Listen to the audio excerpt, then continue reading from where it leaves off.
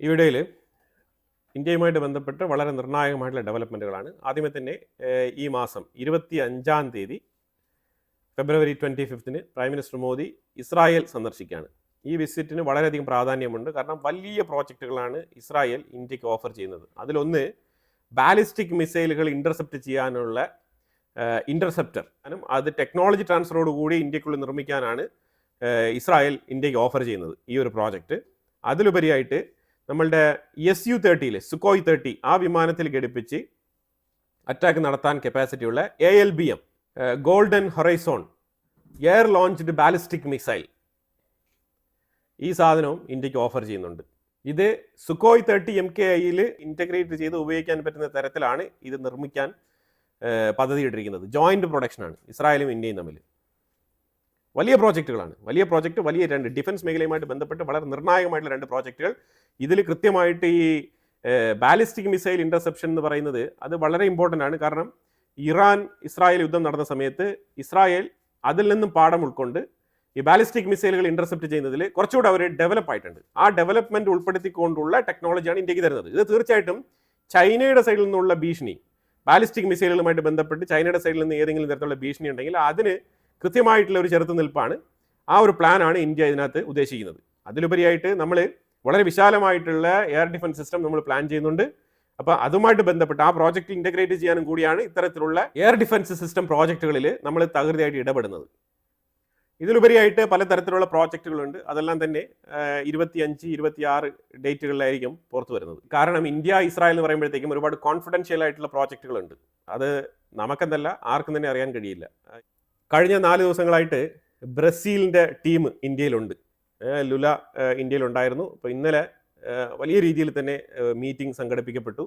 അത് കഴിഞ്ഞിട്ട് പ്രസിഡന്റ് ദ്രൗപദി മുർമുവിൻ്റെ വസതിയിൽ വെച്ചിട്ട് വിരുന്ന് സൽക്കാരം ഉണ്ടായിരുന്നു. എല്ലാം കഴിഞ്ഞു, അടിച്ചു പൊളിച്ച് തന്നെയാണ് ആ ടീം എൻജോയ് ചെയ്ത് തന്നെയാണ് ഇന്ത്യയിൽ വിസിറ്റ് നടത്തിയത്. അപ്പം ഈ സാഹചര്യത്തിൽ ബ്രസീലിൻ്റെ ഒരു കമ്പനി, അതായത് എയർക്രാഫ്റ്റ് മാനുഫാക്ചറിങ് ചെയ്യുന്ന കമ്പനി, മിനിമം ഒരു 200 എയർക്രാഫ്റ്റുകളുടെ ഓർഡർ ഉണ്ടെങ്കിൽ ഇന്ത്യക്കുള്ളിൽ ഞങ്ങൾ പ്ലാന്റ് തുടങ്ങാം എന്നാണ് പറഞ്ഞിരിക്കുന്നത്. ഇത് വളരെ വലിയ കാര്യമാണ്. 200 പാസഞ്ചർ എയർക്രാഫ്റ്റ് എന്ന് പറയുന്നത് ഇന്ത്യക്ക് വലിയ കാര്യമല്ല. കാരണം ഇന്ത്യക്കുള്ളിൽ അത്രമാത്രം എയർപോർട്ടുകളും അത്രമാത്രം എയർക്രാഫ്റ്റുകളുടെ യൂസേജും ഉണ്ട്, നമുക്ക് ആവശ്യമുണ്ട്. ഇപ്പോൾ നമ്മൾ ഷോർട്ടേജിലാണ് പോയിക്കൊണ്ടിരിക്കുന്നത്. അപ്പോൾ ഈ സാഹചര്യത്തിൽ എയർ ഇന്ത്യയെ വെച്ച് പുഷ് ചെയ്യാം, അതുപോലെ തന്നെ ഇൻഡിഗോയെ പുഷ് ചെയ്യാം. കാരണം ഇൻഡിഗോയൊക്കെ പൈലറ്റുമാരെ വരെ മാനേജ് ചെയ്യാൻ പറ്റാത്ത രീതിയിൽ കഴിഞ്ഞ 1.5 മാസത്തിന് മുമ്പ് കംപ്ലീറ്റ് റൂട്ടുകളും താറുമാറാക്കിയ സാഹചര്യമൊക്കെ അവിടെ ഉണ്ടായിരുന്നു. അപ്പം അവർക്ക് നിയമം പാലിക്കണം എന്നുണ്ടെങ്കിൽ എയർക്രാഫ്റ്റുകളും അതുപോലെ തന്നെ പൈലറ്റുകളും വേണം ഇനഫ് സർവീസ് നടത്താൻ. അതിലൊക്കെ കൃത്യമായിട്ടുള്ള കണക്കെടുപ്പുകൾ നടത്തി 2 കമ്പനികളെയും കൊണ്ട് ഒരു 100 എയർക്രാഫ്റ്റുകൾ ഓർഡർ ചെയ്ത് കഴിഞ്ഞാൽ ബ്രസീലിൻ്റെ എംബ്രായർ എന്ന് പറഞ്ഞ ഈ കമ്പനി ഇന്ത്യക്കുള്ളിൽ വരും, പ്ലാന്റ് സ്ഥാപിക്കും. 200 ജസ്റ്റ് സ്റ്റാർട്ടപ്പിന് വേണ്ടി മാത്രമാണ്. അത് കഴിഞ്ഞാൽ അവർക്ക് തന്നെ പല ഓർഡറുകൾ ഗ്ലോബലി കിട്ടും. അതനുസരിച്ച് അവരിവിടെ ചീപ്പ് ലേബർ ആണെന്നുണ്ടെങ്കിൽ ഇവിടെ തന്നെ ഒരു പ്രൊഡക്ഷൻ ചെയ്യാനുള്ള സാധ്യത വളരെ കൂടുതലാണ്. ഒരു പ്ലാന്റ് തുടങ്ങി കഴിഞ്ഞാൽ കോസ്റ്റ് എഫക്റ്റീവ് ആണെന്നുണ്ടെങ്കിൽ അത് കണ്ടിന്യൂ ചെയ്ത് പോകും. അറ്റ്ലീസ്റ്റ് 200 എയർക്രാഫ്റ്റുകൾ നിർമ്മിക്കുന്നതുമായിട്ട് ബന്ധപ്പെട്ട് ഇന്ത്യക്കുള്ളിൽ പലർക്കും ജോലി കിട്ടും. ഇത് ജോലി സാധ്യതയും കൂടിയാണ്. എന്തായാലും ഗവൺമെൻറ് ആലോചിച്ച് തീരുമാനിക്കും എന്നാണ് പ്രതീക്ഷിക്കുന്നത് ഞാൻ. ISRO ലിക്വിഡ് മീത്തേൻ പ്ലാന്റ് സ്ഥാപിക്കാനുള്ള തീരുമാനത്തിലാണ്. അത് മഹേന്ദ്രഗിരി എന്ന് പറഞ്ഞ സ്ഥലത്താണ് ഈ പ്രോജക്റ്റ് ലോഞ്ച് ചെയ്യാൻ ഉദ്ദേശിക്കുന്നത്. ഇത് NGVL next generation launch vehicle, അതിന് വേണ്ടിയിട്ടുള്ള ഫ്യൂവലിൻ്റെ ഭാഗമായിട്ടാണ് ഈ പ്ലാന്റ് സ്ഥാപിക്കാൻ തീരുമാനിച്ചിരിക്കുന്നത്. ഇന്ത്യൻ റോബോട്ടിക്സ്, ഇന്ത്യയിൽ നിർമ്മിക്കുന്ന റോബോട്ടിക്, അതിൻ്റെ പേര് അലക്സ് F722. ഇതാണ് അതിൻ്റെ ഐഡൻറ്റിറ്റി. അപ്പോൾ ഈ റോബോട്ടിൻ്റെ പ്രത്യേകത എന്താണെന്ന് പറഞ്ഞാൽ ഇത് ഫ്ലൈറ്റ് കൺട്രോളർ റോബോട്ടാണ്. ഫ്ലൈറ്റ് കൺട്രോളർ റോബോട്ട് വളരെ ഹൈ എൻഡഡ് ആയിട്ടാണ് ഇതിൻ്റെ മാനുഫാക്ചറിങ്. ഇതിൻ്റെ ചിപ്പും കാര്യങ്ങളൊക്കെ റെഡിയാക്കിയിട്ടുണ്ട്. ഇത് വന്നു കഴിഞ്ഞാൽ ആദ്യമേ ഇത് ഡിഫൻസ് മേഖലയിൽ ഈ റോബോട്ടിക്കിനെ പരീക്ഷിക്കും. ആദ്യഘട്ടത്തിൽ ഡ്രോൺ ആക്സസ് ചെയ്യുക, അതേപോലെ തന്നെ ഇതേപോലെ UAV ആ കാറ്റഗറിയിൽപ്പെട്ട വിമാനങ്ങളെയൊക്കെ, ഡ്രോൺ ടൈപ്പിലുള്ള വിമാനങ്ങളെയൊക്കെ ഇത് വെച്ച് ട്രയൽ ചെയ്യുക. അങ്ങനെ ഡമ്മി വിമാനങ്ങളെ ഇത് വെച്ച് ട്രയൽ ചെയ്യുക. അത് കഴിഞ്ഞിട്ട് ഇത് തീർച്ചയായിട്ടും ഡിഫൻസ് മേഖലയിൽ ശക്തമായ രീതിയിൽ ഈ റോബോട്ടിൻ്റെ ഇൻഫ്ലുവൻസ് കൊണ്ടുവരാൻ വേണ്ടിയിട്ടാണ്. നമ്മൾ ഇതിനെക്കുറിച്ച് പറഞ്ഞിട്ടുണ്ടായിരുന്നു. ഹ്യൂമനോയിഡ്സ്, ഈ ടെക്നോളജിയിൽ ഈ ഹ്യൂമനോയിഡുകളുടെ ഇടപെടൽ വരാൻ പോകുന്ന ഒരു കാലഘട്ടത്തേക്കാണ് നമ്മൾ സഞ്ചരിക്കുന്നത്. അപ്പം അതിലേക്ക് ഉള്ളൊരു ചുവടുവെപ്പാണ് ഇന്ത്യ ഇപ്പോൾ നടത്തിക്കൊണ്ടിരിക്കുന്നത്. വരുന്ന 2031 ഇന്ത്യയും ബ്രസീലും തമ്മിലുള്ള വ്യാപാരത്തിൽ $20 ബില്യൺ വർത്ത് ഉണ്ടാക്കാനാണ് രണ്ട് രാജ്യങ്ങളും തമ്മിൽ ധാരണയായിരിക്കുന്നത്. 20 ബില്യൻ്റെ അധിക വ്യാപാരം അതുപോലെ ബ്രസീലിയൻ പ്രസിഡന്റ് ഇന്ത്യയിൽ സംസാരിച്ച സമയത്ത് കൃത്യമായിട്ട് 2 സ്റ്റേറ്റ്മെന്റുകൾ പറഞ്ഞു. അതിലൊന്ന് ഡോളറിനെതിരെയുള്ള സ്റ്റേറ്റ്മെന്റ്, 2 ബ്രിക്സിനെ ശക്തിപ്പെടുത്തണമെന്നുള്ള സ്റ്റേറ്റ്മെന്റ്. ഇത് രണ്ടും ആവർത്തിച്ച് ഓർമ്മിപ്പിക്കുകയുണ്ടായി Brazilian president Lula da Silva. ഇത് ഇന്ത്യയുടെ നിലപാടാണോ എന്ന് ചോദിച്ചു കഴിഞ്ഞാൽ നമുക്കറിയില്ല. ഇനിയിപ്പം ബ്രിക്സ് നടന്നാൽ മാത്രമേ നമുക്ക് ഇന്ത്യ ബ്രിക്സിനെ എങ്ങനെയാണ് അപ്രോച്ച് ചെയ്യാൻ പോകുന്നത്, അല്ലെങ്കിൽ ബ്രിക്സുമായിട്ട് ബന്ധപ്പെട്ട് എന്ത് തരത്തിലുള്ള സ്റ്റേറ്റ്മെന്റുകളാണ് ഇന്ത്യ പറയാൻ പോകുന്നത്, അല്ലെങ്കിൽ ഏത് തരത്തിലുള്ള നിലപാടുകളാണ് ഇന്ത്യ സ്വീകരിക്കാൻ പോകുന്നത് എന്നുള്ളതൊക്കെ നമ്മൾ കാത്തിരുന്ന് കാണേണ്ട വിഷയമാണ്. കാരണം ഇന്ത്യ വളരെ സങ്കീർണമായ മേഖലയിലൂടെയാണ് കടന്നുപോയിക്കൊണ്ടിരിക്കുന്നത്. ഇപ്പം വളരെ സെൻസിറ്റീവ് ആയിട്ടുള്ള ഡിപ്ലോമാറ്റിക് റിലേഷൻസിലൂടെയാണ് ഇപ്പോൾ കടന്നുപോയിക്കൊണ്ടിരിക്കുന്നത്. എന്തെങ്കിലും ഒരു സെന്റൻസ് പറഞ്ഞാൽ പോലും അതൊരു പക്ഷേ വലിയ രീതിയിലുള്ള ആഘാതങ്ങൾ ഉണ്ടാക്കിയേക്കാം, അല്ലാന്നുണ്ടെങ്കിൽ വളരെ പോസിറ്റീവായിട്ടുള്ള അപ്രോച്ചും ഉണ്ടായേക്കാം. അപ്പം അത്തരത്തിലാണ് ഇന്ത്യയുടെ മാർക്കറ്റും വളരെ സെൻസിറ്റീവായിട്ടാണ് പ്രതികരിക്കുന്നത്. അപ്പോൾ അതുകൊണ്ട് തന്നെ ഇന്ത്യ എടുക്കുന്ന ഓരോ തീരുമാനത്തിലും വളരെ ഗൗരവകരമായിട്ട് ആലോചിച്ച് തീരുമാനങ്ങൾ എടുക്കേണ്ട ഒരു സാഹചര്യത്തിലാണ് ഇന്ത്യ ഇപ്പോൾ മുന്നോട്ട് പോകുന്നത്. ബ്രസീലിയൻ മൈനിങ് ജൈന്റ് വേൽ ഐസ് എന്ന് പറഞ്ഞ കമ്പനി, ഈ കമ്പനി ബ്രസീലിലെ മൈനിങ് കമ്പനിയാണ്. ഇത് ഇന്ത്യക്കുള്ളിൽ താല്പര്യം പ്രകടിപ്പിച്ചിട്ടുണ്ട്. അതുപോലെ തന്നെ ജോയിന്റ് ആയിട്ട് ഇന്ത്യയുമായിട്ട് ചേർന്ന് ബ്രസീലിലും ഇന്ത്യയിലും മൈനിങ് വർക്കുകൾ ചെയ്യാൻ താല്പര്യമുണ്ട് എന്നുള്ള ഒരു പ്രൊപ്പോസലാണ് അവർ വെച്ചിരിക്കുന്നത്. പിന്നെ ബ്രസീലിൽ നിന്ന് വന്ന എഗ്രിമെന്റുകളെ കുറിച്ചാണ് ഞാൻ പറഞ്ഞുകൊണ്ടിരിക്കുന്നത്. അപ്പോൾ ഇത്തരത്തിലുള്ള പ്രൈവറ്റ് കമ്പനികളൊക്കെ ഇന്ത്യക്കുള്ളിൽ വരാൻ ആഗ്രഹിക്കുന്നുണ്ട്. ബ്രസീലുമായിട്ട് ഇത്തരത്തിൽ മൈനിങ് എഗ്രിമെന്റ് കിട്ടുന്നത് ചില്ലറ കാര്യമല്ല. കാരണം ലാറ്റിൻ അമേരിക്കയിൽ തന്നെ ബ്രസീൽ വല്ലാത്ത രീതിയിൽ അസറ്റ് ഉള്ള ഒരു രാജ്യമാണ് ഈ റെയർ എർത്ത് എലമെന്റ്സുമായിട്ട് ബന്ധപ്പെട്ട്. ആമസോൺ കാടുകളുടെ മേജർ പോർഷൻ ഹോൾഡ് ചെയ്യുന്ന രാജ്യമാണ് ബ്രസീൽ. അപ്പോൾ അവിടെയുള്ള മണ്ണ് നല്ല ഫലപുഷ്ടിയുള്ള മണ്ണാണ്. അവിടെ നിന്ന് കൃത്യമായിട്ട് നല്ല രീതിയിലുള്ള മിനറൽസ് ഒക്കെ നമുക്ക് മൈൻ ചെയ്തെടുക്കാൻ പറ്റുന്ന സാഹചര്യമാണ്. ആമസോണിന്റെ ഫോറസ്റ്റ് അങ്ങ് നശിപ്പിക്കണമെന്നല്ല ഞാൻ പറയുന്നത്, ഡീഫോറസ്റ്റേഷൻ അല്ല ഉദ്ദേശിക്കുന്നത്. അതിന് അവിടെ തന്നെ വലിയ പ്രശ്നമുണ്ട്. അവിടെ ഇത്തവണ കാർബൺ എമിഷനുമായിട്ട് ബന്ധപ്പെട്ട സമിറ്റ് നടന്ന സമയത്ത് അവിടെ ഉണ്ടായ അടിയും കോലാഹലങ്ങളും പ്രതിഷേധങ്ങളൊക്കെ നമ്മൾ കണ്ടതാണ്, ഈ ലോകം കണ്ടതാണ്. അപ്പോൾ അതുകൊണ്ട് അവിടെ കാട്ടിൽ കയറി കളിക്കാനൊന്നും പോകണ്ട. അല്ലാതെ തന്നെ അവരുടെ പക്കൽ റെയർ എർത്ത് എലമെന്റ്സ് ഒരുപാടുണ്ട്. ചൈനയുടെ ഡിപ്പെൻഡൻസി കുറയ്ക്കുക എന്നുള്ളതാണ് ഇന്ത്യയുടെ ലക്ഷ്യം. അതുകൊണ്ടാണ് നമ്മൾ ഫ്രാൻസുമായിട്ട് റെയർ എർത്ത് എലമെന്റ്സ് ഡീൽ ചെയ്തിരിക്കുന്നത്, ചിലിയുമായിട്ട് നമ്മൾ റെയർ എർത്ത് എലമെന്റ്സ് ഡീൽ ചെയ്തിരിക്കുന്നത്, കാനഡയുമായിട്ട് നമ്മൾ യുറേനിയം കരാർ, അതേപോലെ ഫ്രാൻസുമായിട്ട് യുറേനിയം കരാർ, ഇപ്പോൾ ബ്രസീലുമായിട്ട് നമ്മൾ റെയർ എർത്ത് എലമെന്റ്സ് ഡീൽസ്, ഇതെല്ലാം തന്നെ നമ്മൾ സൈൻ ചെയ്തിരിക്കുന്നത് ഇത് ഉദ്ദേശിച്ചുകൊണ്ട് തന്നെയാണ്. അടുത്ത 5 വർഷത്തിൽ നമ്മൾ റെയർ എർത്ത് എലമെന്റ്സിൽ സെൽഫ് റിലയൻ്റ് ആവണം. അതാണ് മനസ്സിലാക്കേണ്ടത്. ഏറ്റവും കൂടുതൽ പ്രോസസ്സിംഗ് യൂണിറ്റുകൾ നമ്മളിവിടെ സ്ഥാപിക്കേണ്ടതുണ്ട്. അതിന് ഇതേപോലത്തെ കമ്പനികളെയൊക്കെ അപ്രോച്ച് ചെയ്യുന്നത് വളരെ നല്ലതാണ്. US സെനറ്റർ ചുക്സ് കൊമർ പറഞ്ഞിരിക്കുന്നത് ഡൊണാൾഡ് ട്രംപ് കാണിക്കുന്നത് പക്കാ പോക്രിത്തനമാണ്. ഇങ്ങനെ തന്നെയാണ് പറഞ്ഞിരിക്കുന്നത്. സുപ്രീം കോടതിയെ വയലേറ്റ് ചെയ്തുകൊണ്ട് സ്വന്തം താല്പര്യത്തിൽ താരിഫ് അടിച്ചേൽപ്പിക്കുകയാണ്. ശരിക്കും നിയമപരമായിട്ട് ഈ താരിഫ് തിരിച്ചു കൊടുക്കണം, ജനങ്ങൾക്ക് തിരിച്ചു കൊടുക്കണം എന്നാണ് ഇപ്പോൾ പറഞ്ഞിരിക്കുന്നത്. ഈ താരിഫ് വിഷയം അമേരിക്കയുടെ ഉള്ളിൽ വല്ലാത്ത രീതിയിലുള്ള ഒരു പ്രതിസന്ധി ട്രംപിന് സൃഷ്ടിക്കുന്നുണ്ട്. 100% ഉറപ്പുള്ള കാര്യമാണ്. കാരണം ഇപ്പം ഞായറാഴ്ച ആയതുകൊണ്ട് ആൾക്കാർ മിണ്ടത്തില്ല. പക്ഷേ സെനറ്റിലും കോൺഗ്രസിലും എല്ലാം തന്നെ പ്രതിപക്ഷം, ഡെമോക്രാറ്റിക് പാർട്ടി ആയിക്കോട്ടെ, അതേപോലെ തന്നെ റിപ്പബ്ലിക്കനിൽ തന്നെ ഇതിനെ എതിർത്ത് വോട്ട് ചെയ്ത മെമ്പേഴ്സ് ഉണ്ട്. അപ്പോൾ അവർ തീർച്ചയായിട്ടും ഇതിനെതിരെ ചോദ്യം ചോദിക്കും. ഇതിന് ട്രംപ് എക്സ്പ്ലനേഷൻ കൊടുക്കേണ്ടി വരും. സുപ്രീം കോടതിയെ തന്നെ വകവയ്ക്കുന്നില്ല എന്നുണ്ടെങ്കിൽ അതിനുള്ള എക്സ്പ്ലനേഷൻ കൃത്യമായിട്ട് കൊടുക്കേണ്ടി വരും. ഒരുപാട് നാളിങ്ങനെ നീക്കി കൊണ്ടുപോകാൻ കഴിയില്ല. ട്രംപ് അതിനു മുമ്പ് തന്നെ എന്തെങ്കിലുമൊക്കെ ഒരു തീരുമാനങ്ങൾ എടുക്കേണ്ടി വരും. ഇപ്പം നിലവിൽ ഒന്ന് മുഖം രക്ഷിക്കാൻ വേണ്ടിയിട്ടും ഇല്ല ഞാൻ സുപ്രീം കോടതിയെ വകവയ്ക്കില്ല എന്നൊക്കെ പറഞ്ഞുകൊണ്ട് 10% താരിഫ് എന്നൊക്കെ പറഞ്ഞുകൊണ്ട് എഴുതിക്കൊണ്ട് നടക്കാം. അല്ലാതെ ഇതിന് കൃത്യമായിട്ടുള്ളൊരു തീരുമാനം എടുക്കണമെന്നുണ്ടെങ്കിൽ കോടതി, എല്ലാ സ്ഥലങ്ങളിലും കോടതി തന്നെയാണ്. അപ്പോൾ ഈ കോടതിയുടെ നിർദ്ദേശങ്ങൾ പാലിക്കേണ്ടി വരും. അത് ഏതെങ്കിലും ഒരു സാഹചര്യത്തിൽ എവിടെയെങ്കിലൊക്കെ ഒന്ന് പെടുമല്ലോ. അപ്പോൾ അത്തരത്തിൽ പെട്ടു നിൽക്കുന്ന ഒരു സാഹചര്യമാണ്. തീർച്ചയായിട്ടും ഇതിൻ്റെ എക്സ്പ്ലനേഷൻ കൊടുക്കേണ്ടി വരും.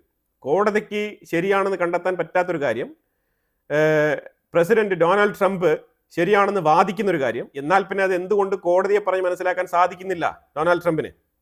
അവിടെയാണ് ചോദ്യം. ആ ചോദ്യത്തിനുള്ള ഉത്തരം കൊടുക്കേണ്ടി വരും. കാരണം ഓൾറെഡി തന്നെ ട്രംപിൻ്റെ താരിഫ് വേണ്ടാന്ന് വെച്ചിട്ട് സെനറ്റ് തള്ളിയതാണ്. അപ്പോൾ ഈ സെനറ്റിൽ US കോൺഗ്രസിനും സെനറ്റിനുമാണ് ഇത് അപ്രൂവ് ചെയ്യാനുള്ള പെർമിഷൻ ഉള്ളത്. അവരാണ്, US കോൺഗ്രസ് ആണ് താരിഫ് നിശ്ചയിക്കേണ്ടത്. ട്രംപിന് ഇത് കൃത്യമായിട്ട് ഹൗസിനെ പറഞ്ഞ് മനസ്സിലാക്കിക്കൊണ്ട് ഹൗസിൻ്റെ സമ്മതത്തോടു കൂടി ഇത് അവതരിപ്പിക്കാമായിരുന്നു. അതായത് എക്സിക്യൂട്ടീവ് ഓർഡർ പാസ് ചെയ്ത് അതിൽ തന്നെ നിലനിർത്തിക്കൊണ്ട് പോകുന്നത് കൊണ്ടാണ് ഈ പ്രതിസന്ധികളെല്ലാം തന്നെ സംഭവിക്കുന്നത്. വീണ്ടും അമേരിക്ക ചൈന ആണവായുധ പരീക്ഷണം നടത്തി എന്ന് തെളിയിക്കുന്നതിൻ്റെ ഭാഗമായിട്ട് സീസ്മിക് ആക്ടിവിറ്റിയുടെ ഒരു ചാർട്ട് പ്രസിദ്ധീകരിച്ചിട്ടുണ്ട്. അതിൽ ഈ സീസ്മിക് ആക്ടിവിറ്റി എന്ന് പറഞ്ഞു കഴിഞ്ഞാൽ ഭൂമിയിലുണ്ടാകുന്ന പ്രകമ്പനങ്ങൾ, അപ്പോൾ അതിൻ്റെ റിക്ടർ സ്കെയിലും കാര്യങ്ങളൊക്കെ മെൻഷൻ ചെയ്തുകൊണ്ട് ഈ സാഹചര്യത്തിൽ, അതായത് ഈ ഗാൽവാൻ വാലി ഇഷ്യൂ നടന്ന സമയത്ത് 2020 ചൈനയിൽ ഇങ്ങനെയാണ് സീസ്മിക് ആക്ടിവിറ്റി എന്നുള്ളത് അവർ പ്രസിദ്ധീകരിച്ചുകൊണ്ട് ചൈനയ്ക്കെതിരെ വീണ്ടും ക്ലെയിം ഉന്നയിച്ചിരിക്കുകയാണ് അമേരിക്ക. ഞങ്ങൾ കള്ളമൊന്നും പറയത്തില്ല, ഇന്ത്യക്കെതിരെ ചൈന ആണവായുധം പരീക്ഷണം നടത്തി എന്ന് തന്നെയാണ് അവർ പറഞ്ഞിരിക്കുന്നത്. അതേപോലെ പാകിസ്ഥാനെയും പറഞ്ഞിട്ടുണ്ട്. ആ വാദത്തിൽ അമേരിക്ക ഉറച്ചു നിൽക്കുന്നതെന്ന് ചോദിച്ചു കഴിഞ്ഞാൽ ചൈനയ്ക്കെതിരെ എടുക്കുന്ന നടപടി പോലെ പാകിസ്ഥാനെതിരെ നടപടി എടുക്കുന്നില്ല ട്രംപ്. അതും കൂടി ശ്രദ്ധേയമാണ്. പിന്നെ ബ്രസീലുമായിട്ട് നമുക്ക് ഒരുപാട് സ്ട്രാറ്റജിക് ടോക്ക് നടന്നിട്ടുണ്ട്, ചർച്ചകൾ. ആ ചർച്ചകളുടെ മേഖലകൾ നമ്മൾ നോക്കിക്കഴിഞ്ഞാൽ technology, innovation, digital, public infrastructure, AI, semi conductor, energy sector, agriculture, critical minerals, education, defence, അതേപോലെ തന്നെ മൾട്ടിലേറ്ററൽ ഇഷ്യൂസ്, ഇത്തരത്തിലുള്ള വിഷയങ്ങളിലെല്ലാം വളരെ ബ്രീഫായിട്ട് ഇതിന് രണ്ട് രാജ്യങ്ങൾക്കും ഇടയിൽ ചർച്ചകൾ നടന്നിട്ടുണ്ട്. അതുപോലെ പത്രസമ്മേളനത്തിൽ Brazil president Lula D Silva പറഞ്ഞത് ഇന്ത്യയെ പ്രതീക്ഷകളുടെ പ്രതീക്ഷയായിട്ടാണ് കാണുന്നത് എന്ന് പറഞ്ഞിട്ടുണ്ട്. അതായത് പുള്ളിക്ക് ഒരുപാട് ഹോപ്പ് ഉണ്ട് ഇന്ത്യയിൽ. Joint effort to strengthen global south. രണ്ട് രാജ്യങ്ങളും, ബ്രസീലും ഇന്ത്യയും, രണ്ട് രാജ്യങ്ങളും ഗ്ലോബൽ സൗത്തിൽ തന്നെ ലാർജസ്റ്റ് ഡെമോക്രസീസ് ആണ്. ഇന്ത്യ ഒരു ഡിജിറ്റൽ സൂപ്പർ പവർ ആണ്. ബ്രസീൽ ഒരു റിന്യൂവബിൾ എനർജി ലീഡറാണ്. രണ്ട് രാജ്യങ്ങളും മൾട്ടിലേറ്ററലിസം, അതേപോലെ സമാധാനം, ഈ രണ്ടിനും വേണ്ടിയിട്ട് പൊരുതുന്ന രണ്ട് രാജ്യങ്ങളാണ് എന്നാണ് പറഞ്ഞിരിക്കുന്നത്. പ്രധാനപ്പെട്ട മേഖലകളിൽ 3 MOU കൈമാറിയിട്ടുണ്ട്. Digital partnership for the future, rare earth and critical minerals, mining in the steel supply chain. ഈ 3 MOU വളരെ പ്രധാനപ്പെട്ട MOU ആണ്. ഈ 3 നമ്മൾ സൈൻ ചെയ്ത് ഓൾമോസ്റ്റ് കംപ്ലീറ്റഡ്. ഇതിൽ യാതൊരു ഡൗട്ടും ഇല്ല. ഇതിലുപരിയായിട്ട് 10 വർഷത്തെ business partnership, visa program, easy commerce, അതേപോലെ തന്നെ ഈ ഡോക്യുമെന്റേഷന്റെ നൂലാമാലകൾ ഒഴിവാക്കുക, അതുപോലെ strong economic ties, film media ഇൻഡസ്ട്രിയിൽ collaboration, Satyajit Ray film and television ഇൻസ്റ്റിറ്റ്യൂട്ടുമായിട്ട് ബ്രസീലിലുള്ള സാവോ പൗലോ യൂണിവേഴ്സിറ്റിയുമായിട്ട് കൊളാബറേറ്റ് ചെയ്തുകൊണ്ടുള്ള media partnership, joint media production, media സ്റ്റുഡൻസിനുള്ള ഫാക്കൽറ്റി എക്സ്ചേഞ്ച്, അതുപോലെ academic cooperation, Indian Institute of Mass കമ്മ്യൂണിക്കേഷനും ഫെഡറൽ യൂണിവേഴ്സിറ്റി ഓഫ് മിനാജറൈസ് എന്ന് പറഞ്ഞ ബ്രസീൽ മാസ് മീഡിയ കമ്മ്യൂണിക്കേഷനുമായിട്ട് ബന്ധപ്പെട്ട് മെർജ് ചെയ്തുള്ള പ്രവർത്തനങ്ങൾ, ഫാർമസ്യൂട്ടിക്കൽ മേഖലയുമായിട്ട് ബന്ധപ്പെട്ട റെഗുലേഷൻസിൽ ചേർന്ന് പ്രവർത്തിക്കാനുള്ള ധാരണയായിട്ടുണ്ട്. അത് ബ്രസീൽ ഹെൽത്ത് റെഗുലേറ്ററി അതോറിറ്റിയും നമ്മുടെ ഇന്ത്യയുടെ ഫാർമസ്യൂട്ടിക്കൽ മേഖലയിൽ കൺട്രോൾ ചെയ്യുന്ന CDSCOയുമായിട്ട് കൊളാബറേറ്റ് ചെയ്ത് പ്രവർത്തിക്കാനുള്ള ധാരണയായിട്ടുണ്ട്. ഡിജിറ്റൽ പാർട്ട്ണർഷിപ്പ് കൊളാബറേഷൻ, അതേപോലെ MSME സെക്ടറുമായിട്ട് ബന്ധപ്പെട്ട cooperation, craft work promotion, postal sector cooperation, അതിലൂടെ കോമേഴ്സ് പുഷ്ടിപ്പെടുത്തുക. പിന്നെ പ്രധാനമായിട്ട് റെയർ എർത്ത് എലമെന്റ്സുമായിട്ട് ബന്ധപ്പെട്ട് joint excavation, technology transfer, research and development, investment attraction. അതുപോലെ ബ്രസീലിൽ ഒരുപാട് വലിയ രീതിയിലുള്ള റീസൈക്ലിംഗ് ഫെസിലിറ്റീസ് ഉണ്ട്. ഈ റെയർ എർത്ത് എലമെന്റ്സ് റീസൈക്കിൾ ചെയ്തെടുക്കാനുള്ള ഫെസിലിറ്റീസ്, അത് ഇന്ത്യക്ക് പൂർണ്ണമായിട്ട് ഉപയോഗപ്പെടുത്താനുള്ള പെർമിഷൻ, ഇതാണ് ഏറ്റവും ഇമ്പോർട്ടൻറ്റ്. ഇത്തരത്തിലുള്ള വളരെ നിർണായകമായിട്ടുള്ള ക്രൂഷ്യലായിട്ടുള്ള പല എഗ്രിമെന്റുകളും ബ്രസീലുമായിട്ട് നമ്മൾ സൈൻ ചെയ്തിട്ടുണ്ട്. ഇന്ത്യയുടെ വികസിത് ഭാരത് എന്ന് പറഞ്ഞ 2047 എയിം ചെയ്തുകൊണ്ടുള്ള സഞ്ചാരത്തിൽ ബ്രസീലും ഇന്ത്യയും തമ്മിൽ നടത്തിയിരിക്കുന്ന ഈ എഗ്രിമെന്റുകൾക്ക് വളരെ വലിയ പ്രാധാന്യമുണ്ട് എന്നുള്ളതാണ് നമ്മൾ മനസ്സിലാക്കേണ്ടത്. ഫ്രാൻസ് ഒരു പരിധി വരെയാണെന്നുണ്ടെങ്കിൽ ഇത് ഫ്രാൻസിനേക്കാളും ഒരു പടി മുകളിലാണ് ബ്രസീലുമായിട്ടുള്ള എഗ്രിമെന്റ് നിൽക്കുന്നത്. അതാണ് മനസ്സിലാക്കേണ്ടത്.